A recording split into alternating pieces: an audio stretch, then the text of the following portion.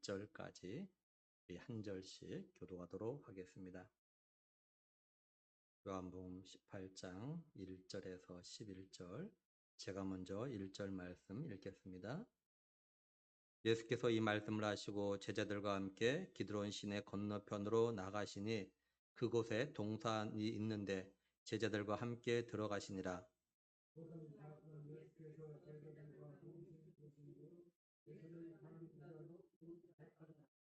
유다가 군대와 대제사장들과 바리새인들에게서 얻은 아랫사람들을 데리고 등과 횃불과 무기를 가지고 그리로 오는지라.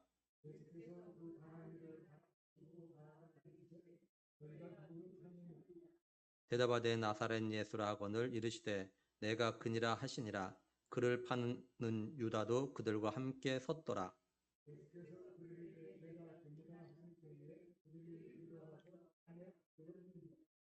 이에 다시 누구를 찾느냐고 물으신데 그들이 말하되 나사렛 예수라 하거늘.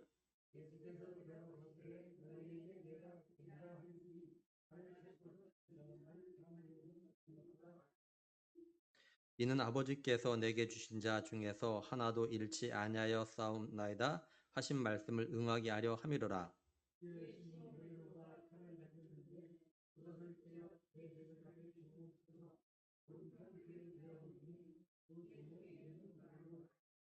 같이 보겠습니다. 예수께서 베드로더러 이르시되 칼을 칼집에 꽂으라. 아버지께서 주신 잔을 내가 마시지 아니하겠느냐 하시니라. 아멘. 예수님께서 제자들과 유월절 성만찬을 갖다 하시고 나서 이제 하나님께 기도하죠. 예수님께서 하나님께 기도한 내용은 제자들과 그리고 제자들을 통해서 예수님 자신을 갖다 믿게 될 사람들 위해서 예수님 기도하셨습니다. 예수님께서 이렇게 기도의 말씀을 갖다 다 하신 다음에 이제 제자들과 함께 기드론 시내 건너편에 있는 한 동산으로 이제 가십니다. 오늘 말씀 1절을 보면은 예수께서 이 말씀을 하시고 제자들과 함께 기드론 시내 건너편으로 나가시니 그곳에 동산이 있는데 제자들과 함께 들어가시니라 이렇게 말씀을 해요.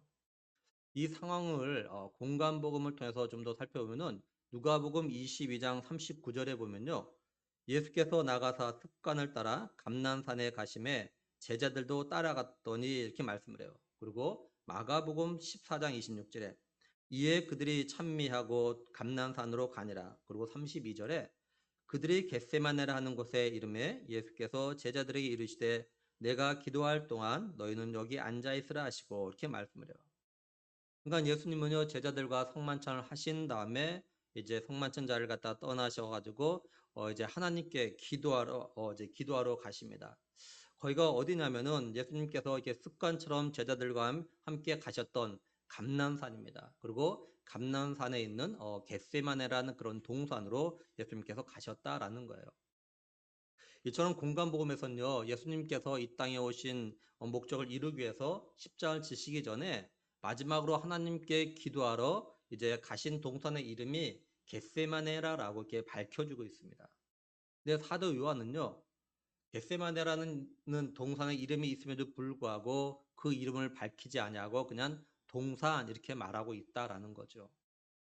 그리고 공간 보면요 예수님께서 이제 십자가에 못 박힌 곳이 골고다라고만 말하고 있는데 사도 요한은 이제 골고다라고 밝힌 다음에 나중에 이곳에 대해서 뭐라고 표현하고 있냐면요 요한복음 19장 41절에 보면 예수께서 십자가에 못 박히신 곳에 동산이 있고 동산 안에 아직 사람을 장사한 일이 없는 새 무덤이 있는지라 이렇게 말씀을 해요.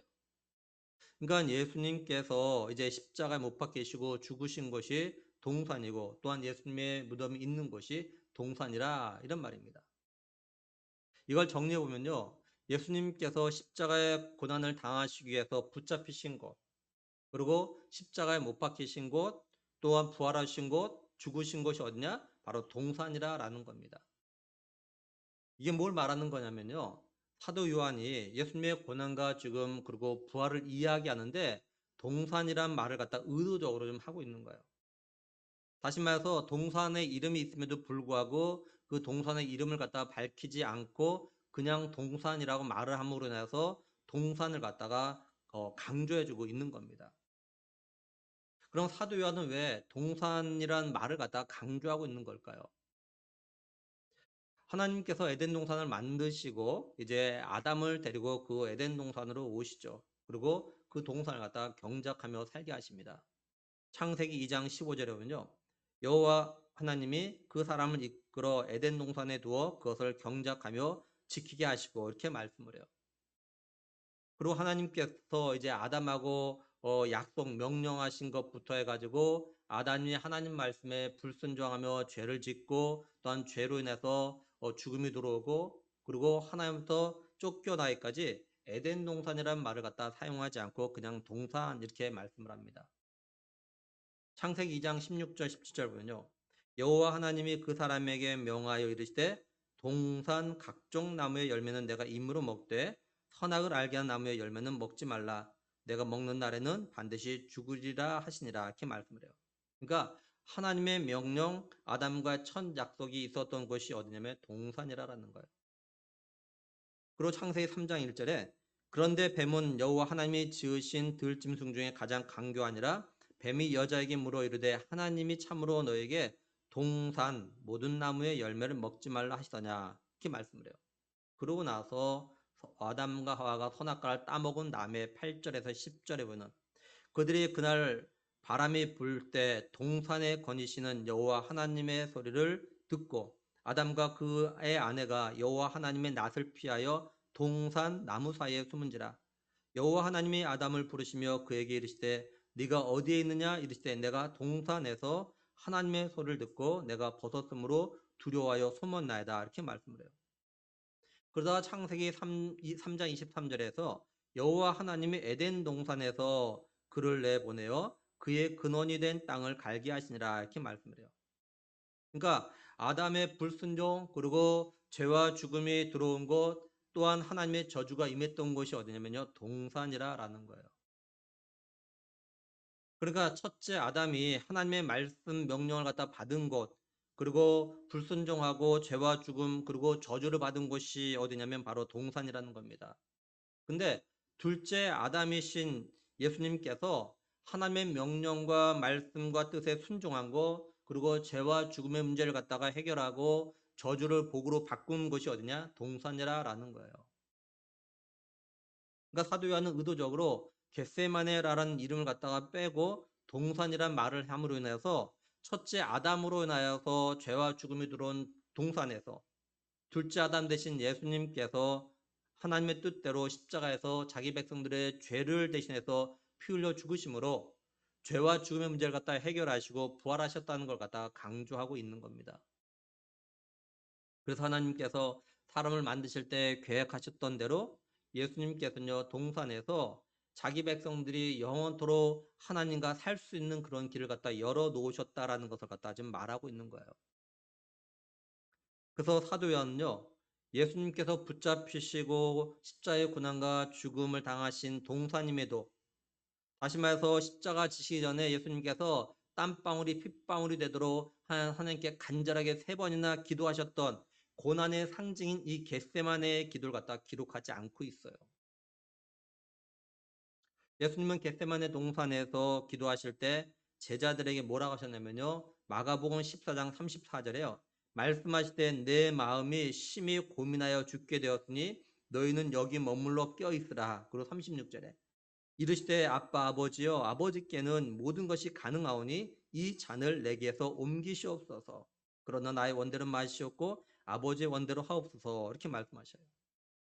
그래서 우리는 예수님께서 십자가를 지시기 전에 겟세마네에서 기도하실 때 그 마음이 얼마나 힘드셨을까를 갖다 생각합니다. 다시 말해서 우리는요 겟세마네를 생각할 때 그리고 십자가를 생각할 때 제일 먼저 떠오르는 것이 뭐냐면 고난이에요. 고난. 근데 사도 요한은요 예수님의 이런 겟세마네 동산의 기도를 의도적으로 기록하지 않는 이유가 뭐냐? 공간복음의 기자들과는 다르게 예수님이 십자가를 지시는 그 모든 과정을 갖다가 고난의 관점으로 본 것이 아니라 영광의 관점으로 봤기 때문에 그래요. 다시 말하면 사도 요한요. 동산에서 첫째 아담으로 인해 시작된 죄와 죽음의 저주를 갖다가 둘째 아담 대신 예수님이 십자가의 고난과 죽음을 통해서 영생의 복으로 영광으로 바꾸셨음을 갖다가 더 강조하고 있는 거예요. 예수님의 겟세마네 동산의 기도 그리고 십자가의 고난이 별거 아니라란 말을 하는 것이 아닙니다. 겟세마네 동산의 기도와 십자가의 고난이 정말 고통스럽고 힘든 거지만 그걸 갖다가 어떻게 받아들이고 어떻게 생각하냐에 따라서 고난과 고통이 아니라 영광이 될 수 있다는 것을 갖다가 말하고 있는 거예요. 그래서 많은 믿음의 선진들 가운데서는요, 예수님을 위하여 복음을 위하여 순교당하는 것을 갖다 영광으로 여겼다고요. 주님을 위하여 삶을 살다가 순교 죽는 거 영광이다. 나에게 내가 이렇게 순교할 수 있다는 건 나에게 영광이다. 이렇게 받아들였다고. 죽는 걸 갖다가.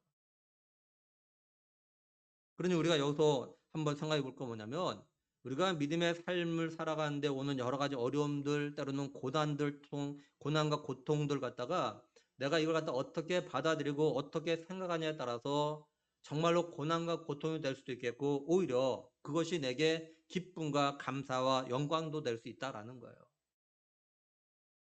바라는 거는 우리 교회에서 신앙생활하는 모든 분들은 믿음으로 삶을 살고 또 하나님의 영광을 위하여 삶을 살려고 하다가 만나는 그런 고난과 고통을 갖다가 그저 힘들다, 괴롭다고 피하려고만 하지 말고 오히려 하나님께서 내게 믿음을 주셨기에 내가 믿음으로 살아가려고 하게 하신 걸 갖다가 영광스럽게 생각하고 더욱 믿음으로 살아가는 그런 은혜가 있기를 정말 간절히 축원합니다.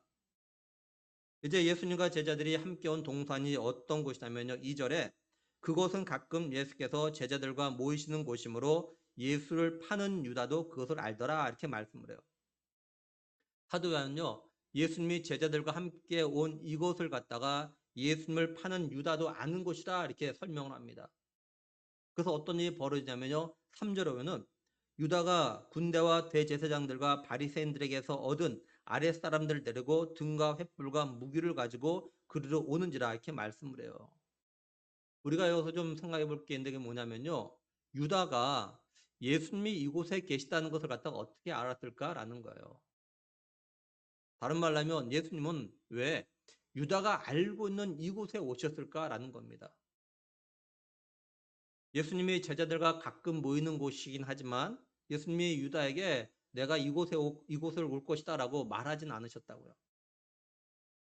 우리가 좀 쉽게 생각해 볼 수 있는 건 뭐냐면 유다가 예수님이 계신 곳을 갖다가 찾아다녔다라는 겁니다. 유다가 예수님 갖다 찾기 위해서 이곳에 제일 먼저 왔든지 아니면 다른 곳에 갔는데 예수님이 없어가지고 이곳에 왔든지 분명한 건 뭐냐면 가룟 유다가 예수님 갖다 찾아다녔다라는 거예요. 근데 사실요 예수님이 일부러 유다도 알고 있는 이 동산에 오신 겁니다. 왜냐하면 예수님은요 자신이 하나님 아버지께로 돌아가실 때가 다 된 걸 갖다 알고 계시기 때문에 그래요. 예수님 자신이 십자가의 고난과 죽음 그리고 부활하신 다음에 하나님께로 돌아가실 때가 된 걸 아셨기 때문이에요. 그래서 4절에 보면은 예수께서 그 당할 일을 아시고 이렇게 말씀하고 있는 거예요. 예수님은 성만찬 때 제자들에게 뭐라고 하셨냐면 너희 가운데 한 명이 나를 갖다 팔 거다 이렇게 말씀하시고 가룟 유다에게 이렇게 말씀하셨어요. 요한복음 13장 27절에 조각을 받으는 곧 사탄이 그 속에 들어간지라 이에 예수께서 유다에게 이르시되 네가 하는 일을 속히 하라 하시니 이렇게 말씀하셔요. 유다는요 이 예수님이 주는 이 조각을 받고 그 성만찬 자리를 갖다 떠납니다. 나가요. 그리고 유다가 지금은 예수님이 제자들과 함께 오신 이 동산에 예수님을 갖다가 잡을 군대와 대제사장과 또한 바리새인들에게 보낸 사람들 함께 지금 이곳에 온 겁니다. 그러니까 예수님은 자신이 하나님의 뜻을 갖다 이룰 때가 된 걸 갖다 아시고 십자가를 지시기 위해서 가룟 유다가 데리고 온 사람들에게 붙잡히시기 위해서 일부러 가룟 유다도 알고 있는 이 동산에 오신 거예요. 그래서 사도 요한은 2절에서 예수를 파는 유다도 그것을 알고 있다. 지금 이 말을 갖다 하는 겁니다. 만약에 예수님께서 유다와 함께 오는 사람들에게 잡힐 생각이 없으셨다면 굳이 유다가 알고 있는 이 동산에 오지 않으시겠죠.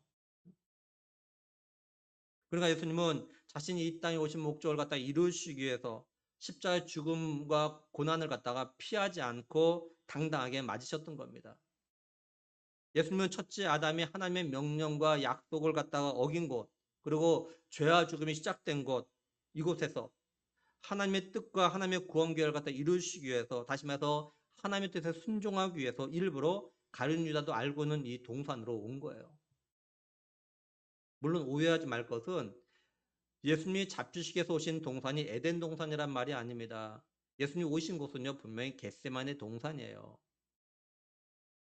근데 사도 요한은 동산의 이름을 갖다가 빼버리고 동산이란 말을 통해서 에덴 동산을 갖다 연상시키게 했던 겁니다. 그리고 동산에서 첫째 아담으로 시작된 죄와 죽음을 둘째 아담 대신 예수님께서 죄와 죽음의 문제를 갖다가 해결하시기 위해서 하나님의 뜻과 구원 계획을 갖다가 계획에 순종하기 위해서 일부러 동산에 오셨음을 갖다가 지금 이야기해주고 있는 겁니다. 우리가 이런 예수님을 통해서 하나님께서 우리에게 맡기신 일들, 사명들 또한 직분들 갖다가 어떻게 또한 어떤 마음으로 감당해야 되는가를 갖다 좀 생각해 볼 수 있어요.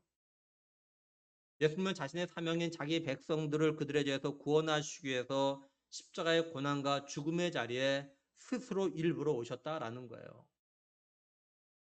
그렇다면 우리들도 하나님께서 우리에게 주신 사명과 직분을 감당함에 있어서 피하지 말고 억지로 하려고 하지 말고 누가 시켜서 하려고 하지 말고 스스로 자발적으로 해야 한다라는 거예요. 그게 비록 우리에게 고난을 주고 심지어는 우리에게 죽음을 요구한다 할지라도 말이죠. 우리가 이렇게 하는 게 예수님을 닮아가는 그런 삶이고 또한 예수님의 고난에 함께하는 동참하는 그런 삶이고 뿐만 아니라 나를 죄와 죽음에서 구원하시기 위해서 죽어주신 예수님의 사랑에 조금이라도 보답하는 그런 삶인 겁니다. 예수님의 이런 행동을 볼 때 예수님은 이미 자신이 하나님께 돌아갈 마음의 준비를 다 하셨고 또한 십자가 달려 고난과 죽음을 당할 마음의 준비를 갖다 다 하시고 자신을 팔 유다가 알고 있는 이 동산에 오신 거예요. 다시 말해서 동산에서 이 가룟 유다를 갖다 지금 기다리고 계신 겁니다. 그래서 예수님은요 자신을 잡으러 온 사람들에게 뭐라고 하시냐면 4절에 예수께서 그 당할 일을 다 아시고 나아가 이르시되 너희가 누굴 찾느냐 이렇게 말씀을 해요. 그자 이들이 대답하죠. 우리가 찾는 이는 나사렛 예수라고. 그자 예수님께서 너희가 찾는 나사렛 예수 바로 자기라라고 말씀을 하십니다. 근데 5절 마지막을 보면요. 그를 파는 유다도 그들과 함께 섰더라 이렇게 말씀을 해요. 말씀을 잘 보면 사도 요한은 유다에 대해서 설명하는데 뭐라고 설명하냐면요. 그를 파는 유다 이렇게 말합니다. 여기 그는 예수님을 말하는 거죠. 그리고 2절 마지막에도요. 예수를 파는 유다도 그것을 알더라 이렇게 말씀을 해요. 이 팔다라는 그 팔다로 해석된 헬라 단어가 가진 의미가 뭐냐면요. 배신하다 이런 말이다. 배신. 그러니까 예수님을 배신한 유다라는 거예요. 그래서 5절 마지막을 다시 오면은 그를 파는 유다도 그들과 함께 섰더라 이렇게 말씀을 하죠. 근데 이 5절을 갖다가 마지막을 갖다 풀어 설명하면 이렇게 되는 거예요.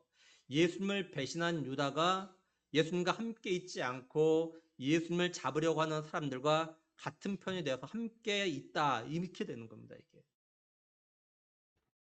유다는요 몇 시간 전만 해도 예수님과 함께 있었다고요.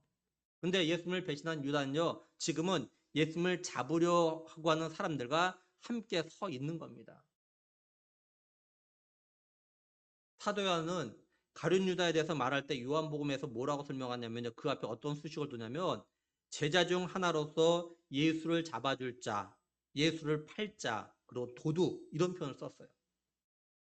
가룟 유다는 예수님의 제자라는 영광스러운 수식어가 붙었지만 이 영광을 버리고 예수님을 잡아줄 자, 예수님을 팔 자, 도둑이라는 수식어를 갖다 붙이고 있는 거예요.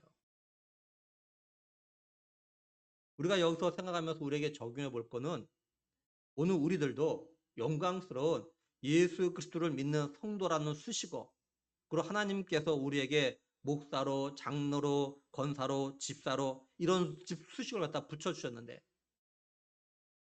이 영광을 버리고 세상에서 주는 수식어를 갖다 붙이고 싶어가지고 믿음을 버리거나 믿음에서 멀어지는 삶을 살거나 심지어는 예수님 갖다 배신하는 삶을 갖다가 살아가고 있는 건 아닌가라는 겁니다. 다른 말로 하면 나는 하나님이 주신 성도라는 수식어보다 세상에서 주는 수식어를 갖다가 더 원하고 더 좋아하고 더 자랑하고 싶은 그런 마음을 갖다가 가지고 있는 거 아니냐라는 거예요. 그래서 세상에서 성도라는 수식어를 갖다가 버리고 세상 사람들과 똑같은 삶을 갖다가 살아가고 있지 않는지 한번 돌아봐야 한다라는 겁니다.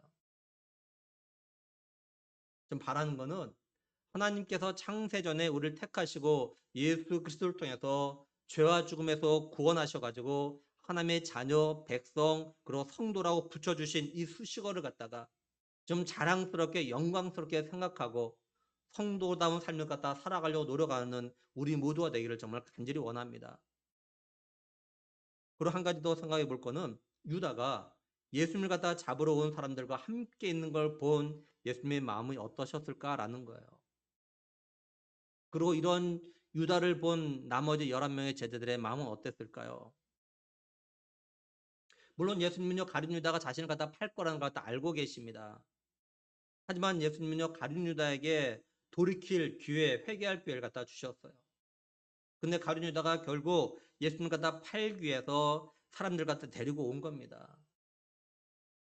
이런 유다를 보시는 예수님의 마음이 과연 어떠셨을까요? 그리고 아무것도 모르고 있던 11명의 제자들이 가룟 유다가 예수님을 갖다 잡으려고 온 사람들을 데리고 와가지고 그들과 함께 서 있는 것을 봤을 때 얼마나 놀라고 또 한편은 마음으로 얼마나 붕괴했을까요? 제자들은요, 가룟 유다를 보고 뭐 놀라고 붕괴했을지 모르지만 예수님은 아마도 마음속으로 굉장히 애통하셨을 겁니다. 유다가 예수님을 갖다 배신한 것보다 회개의 기회를 갖다 놓친 그런 유다. 예수님께서 성만찬 하신 가운데 이렇게 말씀하셨어요. 마가복음 14장 21절에 인자는 자기에 대하여 기록된 대로 가거니와 인자를 파는 그 사람에게는 화가 있으려다. 그 사람은 차라리 나지 아니하였다면 자기에게 좋을 뻔하였느니라 하시니라. 이렇게 말씀하신 대로 지금 가룟 유다가 그렇게 되어 있는 걸 보시고 더 애통하셨을 거라라는 겁니다. 이걸 오늘 우리에게 이렇게 좀 적용해서 생각해 보면 어떨까요? 분명히 하나님께서요, 우리가 하나님 뜻을 갖다 알고 있고 또한 우리가 성도로서 이렇게 하면 안 되는 줄 아는데 계속해서 하나님 보시기에 죄된 삶을 살아가고 있다는 것을 갖다 분명히 보고 계셔요. 그래서 하나님께서 우리에게 시시때때로 여러 가지 방법으로 회개하고 돌이킬 기회를 갖다가 주시고 계셨는데 우리는 여전히 그 죄된 길에서 믿음의 삶에서 벗어난 길에서 계속 걸어가고 있는 것 이런 걸 하나님 보시면서 얼마나 마음으로 애통하셨을까라는 겁니다. 한마디로 하나님께서 지금 나를 보시고 마음속으로 애통할 만한 그런 삶을 갖다가 살고 있지 않냐라는 거예요.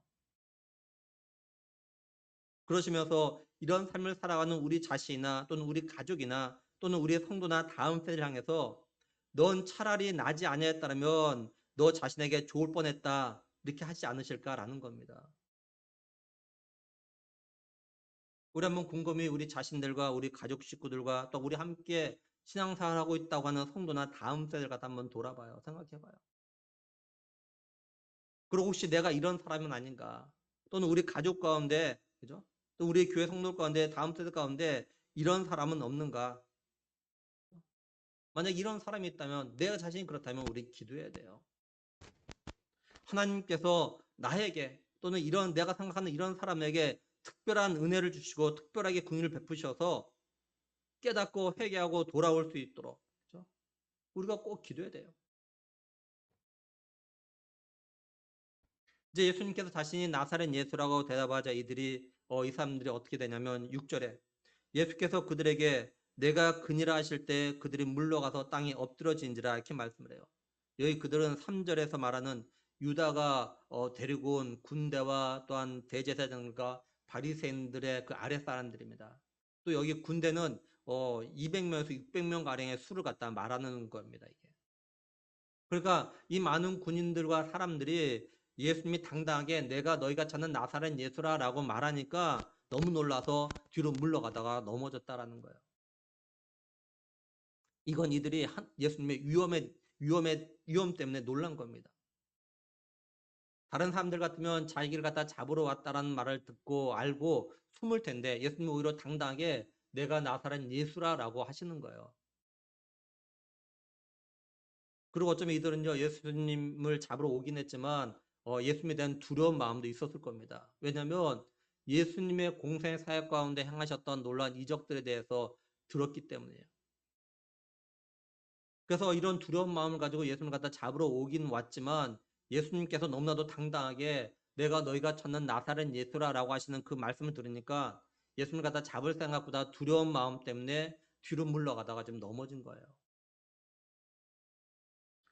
예수님은 이들을 향해서 너희가 누굴 찾냐로 다시 물으시고 이들이 나사렛 예수라고 하시니까 예수님께서 뭐라고 하시느냐? 8절에 오는 예수께서 대답하실 때 너희에게 내가 그니라 하였으니 나를 찾거든 이 사람들이 가는 것을 용납하라 하시니 이렇게 말씀을 해요. 근데 말씀을 좀 잘 보면요. 예수님은 이 유다가 군대와 대제사장들과 또한 바리새인들이 보낸 그 아랫사람들과 함께 온 걸 보시면서 가룟 유다에게요 한마디도 안 하시고 그 무리에게만 말씀하고 계시다라는 거예요. 우리 같으면 예를 들어서 내가 너한테 회개할 기회를 갖다가 줬는데 네가 결국 나를 갖다 배신했구나. 뭐 이렇게 한마디로 할 텐데 예수님은요 가룟 유다를 한마디도 안 하셔요. 예수님은 자신을 갖다 잡으러 온 사람들에게 자신이 나사렛 예수라고 하면서 이 사람들 가는 건 용납하라고 하십니다. 여기 이 사람들은 예수님과 함께 있는 제자들 갖다 말하는 거죠. 그러니까 쉽게 말해서 너희가 나를 갖다 잡으러 왔으니까 나와 함께하고 있는 이 제자들은 그냥 가게 놔둬라. 지금 이렇게 말씀하시는 거예요. 예수님께서 이렇게 말씀하신 이유가 뭐냐면 9절에 이는 아버지께서 내게 주신 자 중에서 하나도 잃지 아니하였사옵나이다 하신 말씀을 응하게 하려 함이더라 이렇게 말씀을 해요. 예수님께서 이전에 어떤 말씀하셨냐면요. 요한복음 6장 39절에 나를 보내신 이의 뜻은 내게 주신 자 중에 내가 하나도 잃어버리지 아니하고 마지막 날에 다시 살린 이것이니라. 그리고 요한복음 17장 12절에 내가 그들과 함께 있을 때 내게 주신 아버지의 이름으로 그들을 보존하고 지켰나이다. 이렇게 말씀하셨어요. 예수님은 자신이 이렇게 말씀하신 대로 되도록 하기 위해서 자신의 제자들은 그냥 가게 놔두라 이렇게 지금 말씀하신 겁니다. 그러니까 예수님은요, 자기 사람들, 자기가 택한 자들은요, 끝까지 책임지고 계신 거예요. 왜냐하면 예수님은요, 자기 사람들 갖다 끝까지 사랑하고 계셨기 때문에 그렇습니다. 우리들도 내가 사랑하는 사람은 무슨 일이 있어도 끝까지 지키려는 그런 마음들이 있잖아요. 하물며 사랑의 대명사이신 예수님께서 자기 사람들 갖다가 끝까지 다시 말해서 자신은 죽어도 자신이 죽음으로써 지키려고 하는 건 당연한 거겠죠.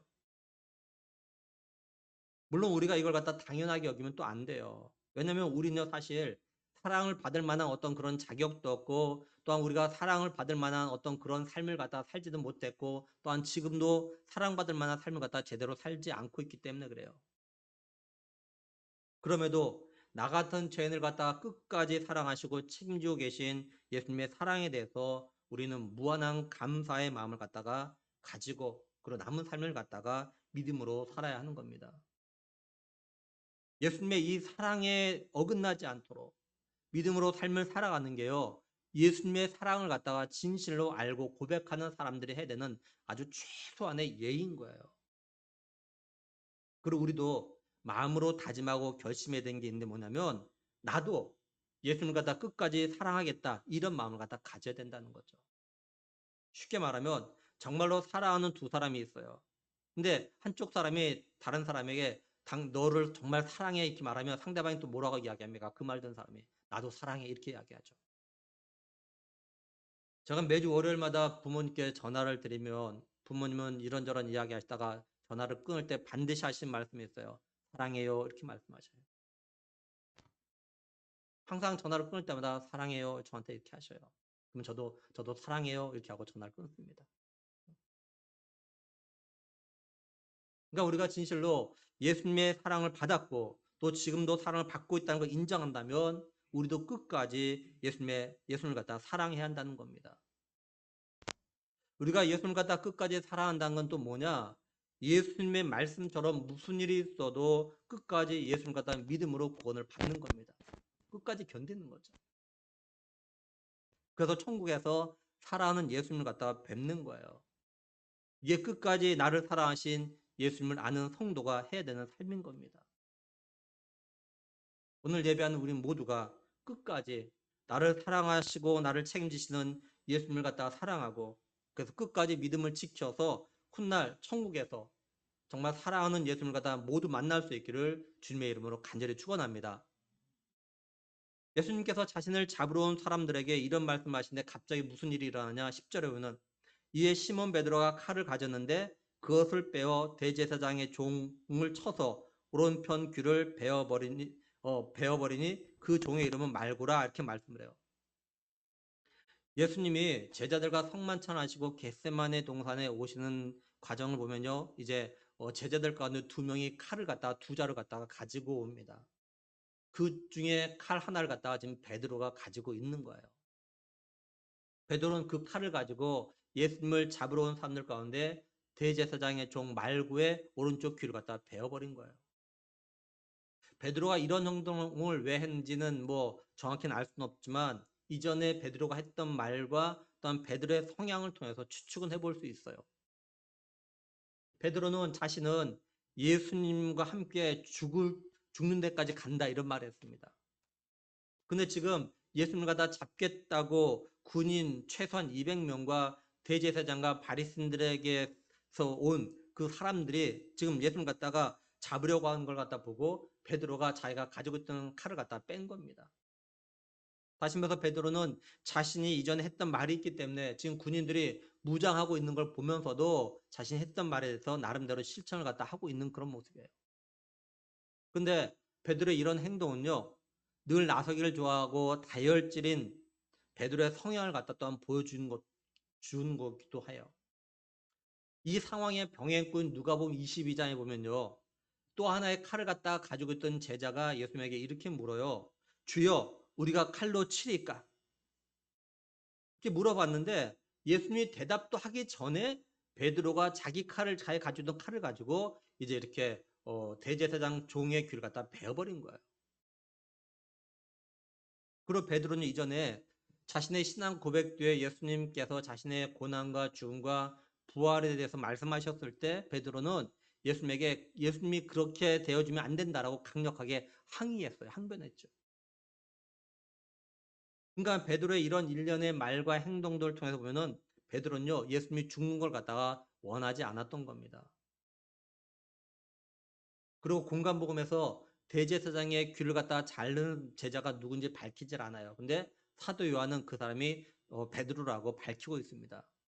사도 요한이 왜 베드로의 이름을 갖다 밝혔는지 정확히는 알 수는 없지만 생각해 볼 수 있는 건 뭐냐면 사도 요한은 지금 예수님의 12 제자 가운데 한 명인 유다는 예수님을 배신하고 예수님을 잡기 위해서 사람들 갖다 데리고 왔고 또 한 명인 베드로는 나름대로 자신이 말한 걸 갖다가 지키겠다고 또 한편은 예수님의 죽으심을 갖다 원하지 않아서 자기의 의지와 자기의 생각대로 행동하고 있는 걸 갖다 좀 보여주고 있는 거예요. 근데 결국 이 2 제자는요. 예수님의 마음과 의도하고는 관계없이 자기들의 마음과 자신들의 생각대로 이런 행동을 갖다가 했다라는 거예요.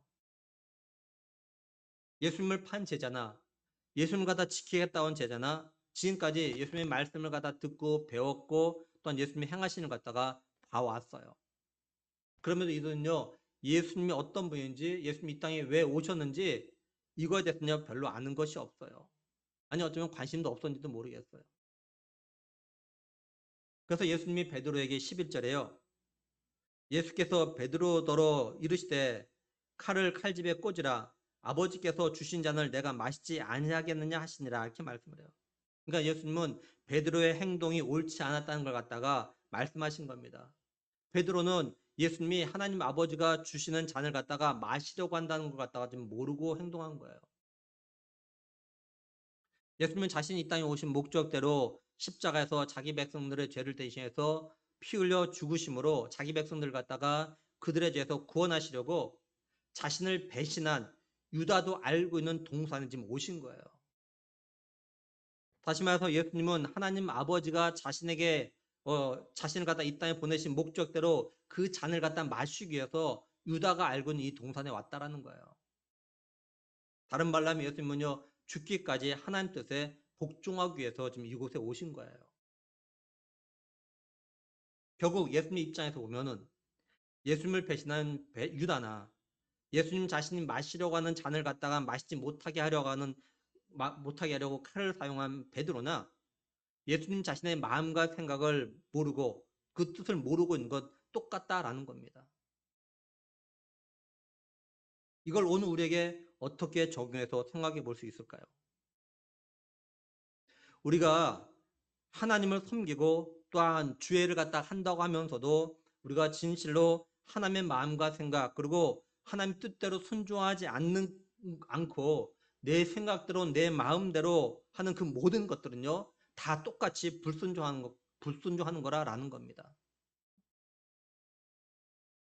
예수님께서 산상순을 갖다 마무리하시면서 이렇게 말씀하셨죠. 나한테 쥐어줘야 한다고 다 천국에 들어가는 것이 아니다. 하나님 아버지의 뜻대로 행하는 자가 천국에 들어간다. 이렇게 말씀하셨어요. 그리고 또 뭐라 하셨냐? 많은 사람들이 내 이름으로 선지자 노릇하고 내 이름으로 귀신을 쫓아내고 많은 권능을 행했다고 하지만 나는 너희가 불법을 행한 자들이어서 나는 너희가 다 모른다라고 할 거다. 이렇게 말씀하셨다고요. 오늘 우리들이 때로는요. 기도해서 기도응답 받고 능력을 행하고 은혜를 받았단 말하고 전도도 열심히 하고 또한 직분을 받고 그 직분을 감당하지만 그 모든 게 하나님의 뜻대로 하지 않으면 모두 불법을 행하는 거예요. 모두 불순종이에요. 우리가 하나님을 위한다고 하고 또한 주의 일을 한다고 하면서 하나님 나라와 의를 위한 삶을 살아간다고 하면서 하나님의 영광을 위한다고 하면서도 하나님이 말씀하시고 가르쳐 주신 방법이 아닌 내 방법대로 하고 내 생각대로 하고 내가 하고 싶은 대로 하는 그 모든 것들은요 다 불순종이고 다 불법이라는 거예요. 설령 이렇게 해서 놀라운 일들이 일어나고 교회가 부흥하고 새로운 사람들이 교회 나오고 치유 역사가 일어나 할지라도 이건 다 불법이에요. 하나님 이렇게 해서 하나님 나라가 확장되고 사람들이 함께 영광 돌리는 상황이 되더라도 이걸 갖다 기뻐하지 않으셔요. 쉽게 예를 들면 우리 자녀들이 부모를 갖다 기쁘게 한다고 법을 어기면서 돈을 갖다 많이 벌어요. 또 부정행위라면서 시험 봐가지고 성적을 갖다 좋은 성적 거둬요. 이거에 대해서 기뻐할 부모 있습니까? 잘했다고 칭찬할 부모 있습니까? 좋아할 부모 있습니까? 없을 거예요. 정말 사랑한다면. 또 부모 말에 순종하지 않으면서 부모에게 잘하는 것에서 좋아할 부모 없을 거예요. 부모의 마음은 내 자녀가 성실하고 정직해서 잘 되는 것, 또 부모에게 뭘 잘 사주고 용돈을 많이 주는 것보다 부모의 마음의 말에 좀 순종하면서 부모의 마음을 갖다 평안하게 해주는 걸 더 원하죠. 근데 이걸 모르고 자녀가 자기 생각대로 부모에게 효도하겠다고 하는 거, 이거 제대로 된 효도가 아닌 거죠. 우리가 하나님의 뜻대로 하나님이 가르쳐 주신 대로 믿음의 삶을 살지 않으면 모두 다가 불법이고 이건 다 불순종이에요. 그래서 하나님의 은혜로 말미암아 믿음으로 구원을 받은 믿음의 사람들이 사는 방법이 뭐냐? 나의 의는 오직 믿음 말미암아 살리라 이렇게 말씀하고 있는 거예요. 정말로 나로 말미암아 의롭다를 받았다라면 너희 믿음으로 살아야 된다. 이거예요. 이 방법 외에는 다른 건 없어요. 진실로 하나님을 갖다 기쁘시 하는 삶이 뭡니까? 하나님을 믿는 믿음으로 사는 거죠. 믿음이 없이 하나님을 기쁘시 할 수 없다라고 분명히 말씀하잖아요. 자꾸 다른 걸로 하나님 갖다 기쁘게 해서는 안 된다라는 거예요. 하나님은 그걸 원하시는 것이 아니죠. 이렇게 믿음으로 삶을 산 자가 훗날 천국에 들어가는 겁니다. 또한 예수님은요, 이런 성도를 향해서 착하고 충성된 종이라 이렇게 말씀하시는 거예요. 우리 다시 한번 우리 자신을 갖다 좀 돌아봐요. 내가 하나님의 일을 행하고 직분을 맡고 기도하고 전도하고 성경 읽고 예배를 드리고 찬양하고 봉사하는 이 모든 걸 갖다가 어떻게 하고 있는가? 진정으로 하나님이 바라시고 원하신 대로 하고 있는가? 믿음으로 하고 있는가? 아니면 내가 하고 싶은 대로 하고 있는가? 내가 하고 싶으면 하고 하기 싫으면 안 하고 또 믿음이 아닌 세상의 방법이나 세상의 가치관과 관점을 가지고 살아가고 있는 건 아닌가? 내가 정말로 예수님을 위한 삶을 갖다가 제대로 살고 있는 건 맞는가? 우리가 한번 깊이 좀 생각해 봐야 돼요.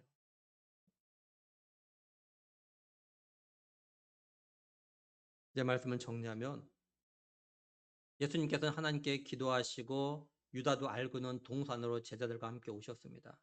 이 동산은 우리가 알고 있는 겟세마네 동산이에요. 둘째 아담이신 예수님은요, 첫째 아담이 하나님 말씀에 불순종해서 죄와 죽음을 가지고 오고 또한 저주를 받았던 동산에서 하나님의 말씀에 순종함으로 인해서 죄로 인해서 죽게 된 자기 백성들 갖다가 그들의 죄에서 구원하시고 영생이란 복으로 바꾸시기 위해서 동산에 오셨어요. 이제 얼마 후에 유다가 군대와 대제사장들과 바리새인들에게서 얻은 아랫 사람들과 함께 예수님 갖다 잡으러 와요. 예수님 이들이 왜 왔는지를 아십니다. 예수님 이들에게 너희는 누굴 찾냐라고 물으시죠. 이들은 나사렛 예수를 찾는다고 하자 예수님 자신이 그러라고 말씀하십니다. 그러면서 자기 사람들, 제자들은 그냥 가게 놔두라라고 말씀을 하셔요. 그렇게 하셨던 이유가 뭐냐면 하나님께서 내게 주신 자를 갖다 하나도 잃어버리지 않았다라는 이 말씀이 그대로 이루어지도록 하기 위해서라고 하십니다. 근데 갑자기 베드로가 칼을 빼가지고 대제사장의 종의 귀를 갖다가 베어냅니다. 예수님은 베드로에게 칼을 칼집에 꽂으라고 하시면서 하나님 아버지가 주신 잔을 갖다가 내가 마시지 않겠느냐. 다시 말해서 내가 이 잔을 갖다 마셔야 된다. 이렇게 말씀하시죠. 예수님은 하나님의 뜻에 죽기까지 복종하고 계셨죠. 예수님은 자신이 이 땅에 오신 목적을 이루기 위해서 일부러 유다와 함께 온 무리에게 잡히고 계신 겁니다. 예수님은 십자가의 고난이 얼마나 고통스러운지를 갖다가 알고 계심에도 자기 백성들 오늘 우리를 죄와 죽음에서 구원하시기 위해서 하나님 주신 잔을 갖다 거절하지 않고 당당하게 지금 받고 계신 거예요. 왜냐? 이게 하나님의 뜻이기 때문이에요. 우린 예수님의 이런 모습을 갖다가 다시 우리 마음에 새기고 우리가 예수님으로 말미암아 구원받아 영생을 얻은 자라면 우리도 예수님이 우리에게 원하신 대로 우리를 향한 주의 뜻에 죽기까지 복종하고자 하는 그런 마음 자세가 필요하다라는 겁니다. 한마디로 우리도 하나님의 뜻대로 믿음의 삶을 살아가야 한다라는 것이에요. 내 뜻대로 내 생각대로 내 방법대로 살아가는 건 한마디로 불법을 행하는 겁니다. 아무리 하나님의 일이라고 한다 할지라도 이렇게 했다면 이건 다 불순종이에요.